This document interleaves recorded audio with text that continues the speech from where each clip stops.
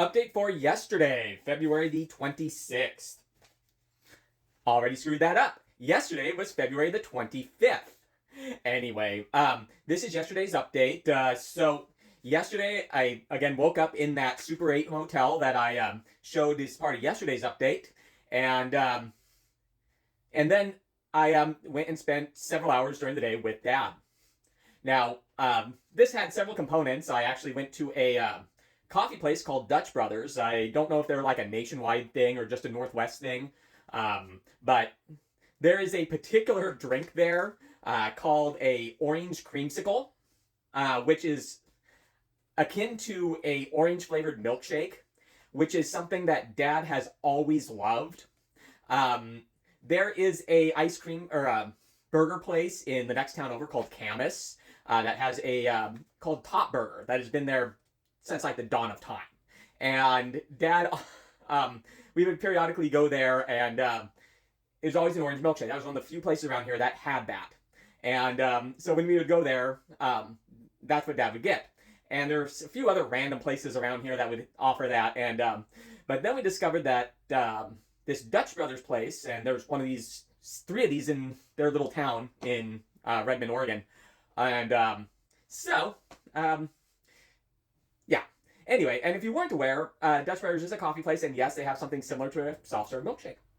Kind of cool. Anyway, so I got a big one of these for Dad. A issue with Dad is always, making sure that he gets enough nutrients, and yeah, those particular shakes, yeah, they've got a lot of that. So anyway, so regarding my time with Dad, the flu thing. So basically, Dad had the flu, and they put him in isolation for like, I guess it was a 10-day isolation period. And that officially ended some point while I was there yesterday. Like, he was still in isolation when I got there, and it was lifted during the time that I was physically there. Which, honestly, I wasn't sure how they were going to go about that. I thought it was going to be isolation for the entire day. But luckily for us, it was lifted at like 5 o'clock, which gave him time to get him out of the room and have him go eat dinner in the dining room with some of the other people. And that was nice. So, and anyway, even though Dad hasn't really had symptoms for like a week, it's still nice to finally get him out of that isolation.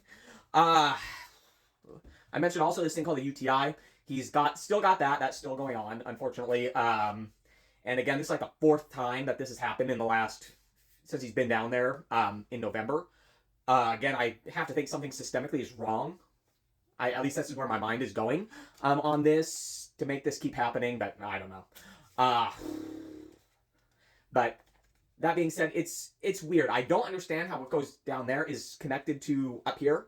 But every time this happens, it's a bit of it like confuses you, I guess. And so we got that going on, but it's not like threatening or particularly dangerous or anything, because again, it's prone to this. So all told, there's been a bunch of rounds of this, but it's still something that we wish wasn't a thing, and it doesn't really happen when he's at home.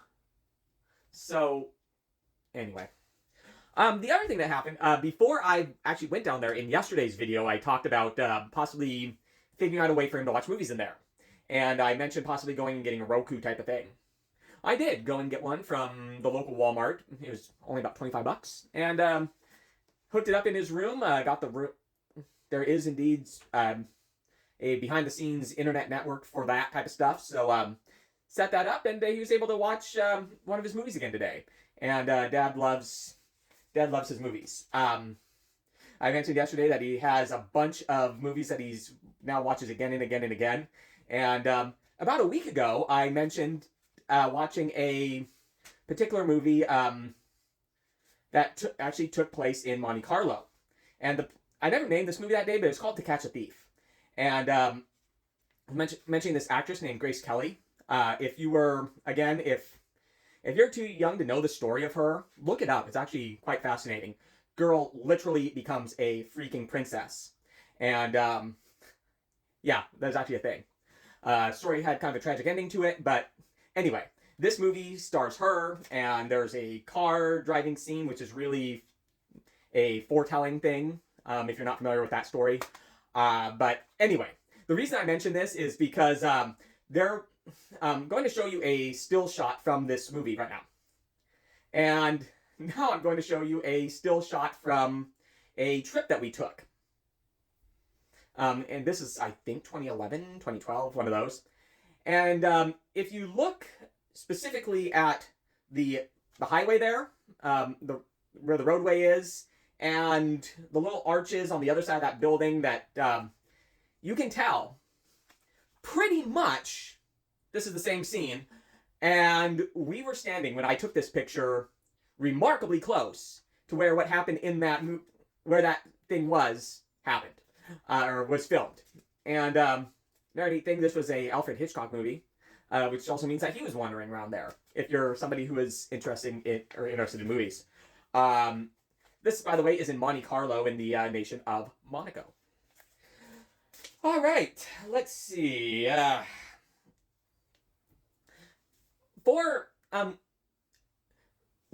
thing that goes on with that is these things, these little devices, these called external catheters, they keep mysteriously disappearing.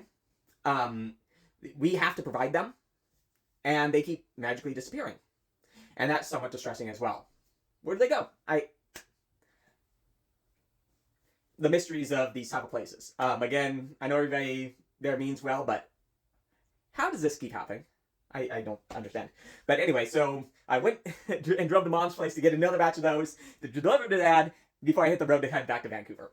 Anyway, drive home yesterday was nice, and it was clear skies and cold, in the 20s most of the way until you got over on the warmer west side, but mountains. But no rain, no precipitation whatsoever, which is fantastic.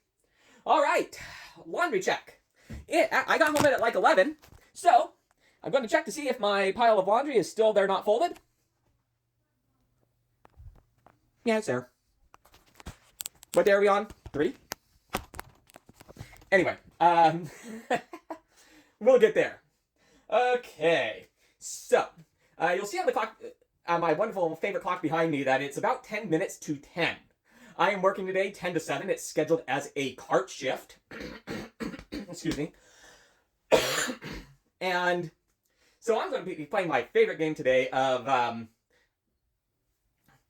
trying to be allowed to stay out on carts as long as I possibly can. I honestly am good at it, if I do say so myself. And not get stuck on doing things I don't like doing as much, such as supervising or the refund counter. Or for that matter, anything that doesn't involve being outside on what is actually a rare northwest sunny day.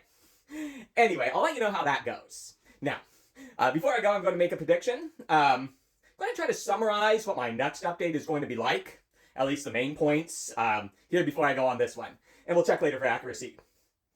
Update for today, February the 26th. I worked carts 10 to 7, and they ended up sticking me with covering a supervisor's break or lunch or something, and that annoyed me. But I'm home now, and honestly, it was a pretty good day, but I'm going to bed early because I'm accounting tomorrow. No, I did not do that laundry, and I'm still behind on things, and crud, I have to take out the trash. Have a great night, and ciao for now.